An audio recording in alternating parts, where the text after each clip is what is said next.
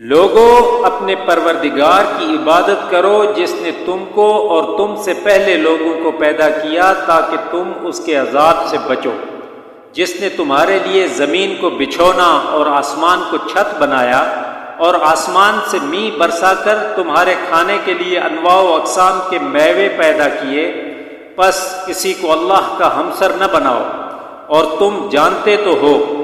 اور اگر تم کو اس کتاب میں جو ہم نے اپنے بندے محمد صلی اللہ علیہ وسلم پر نازل فرمائی ہے کچھ شک ہو تو اسی طرح کی ایک صورت تم بھی بنا لاؤ، اور اللہ کے سوا جو تمہارے مددگار ہوں ان کو بلا لو اگر تم سچے ہو۔ لیکن اگر ایسا نہ کر سکو اور ہرگز ایسا نہیں کر سکو گے تو اس آگ سے ڈرو جس کا ایندھن آدمی اور پتھر ہوں گے، اور جو کافروں کے لیے تیار کی گئی ہے۔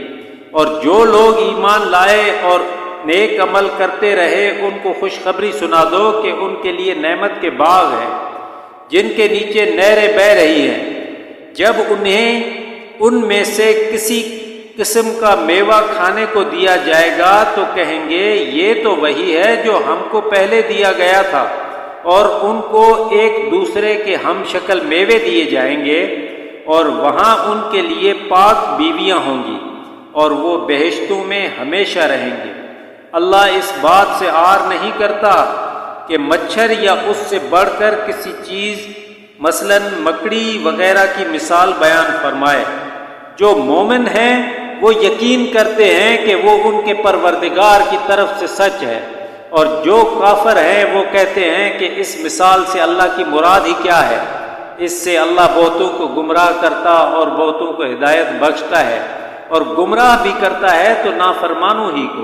جو اللہ کے اقرار کو مضبوط کرنے کے بعد توڑ دیتے ہیں، اور جس چیز یعنی رشتہ قرابت کے جوڑے رکھنے کا اللہ نے حکم دیا ہے اس کو قطع کیے ڈالتے ہیں، اور زمین میں خرابی کرتے ہیں، یہی لوگ نقصان اٹھانے والے ہیں۔ کافرو، تم اللہ سے کیوں کر منکر ہو سکتے ہو جس حال میں کہ تم بے جان تھے تو اس نے تم کو جان بخشی، پھر وہی تم کو مارتا ہے، پھر وہی تم کو زندہ کرے گا، پھر تم اس کے طرف لوٹ کر جاؤ گے۔ وہی تو ہے جس نے سب چیزیں جو زمین میں ہیں تمہارے لیے پیدا کی، پھر آسمانوں کی طرف متوجہ ہوا تو ان کو ٹھیک 7 آسمان بنا دیا، اور وہ ہر چیز سے خبردار ہے۔ صدق اللہ العظیم۔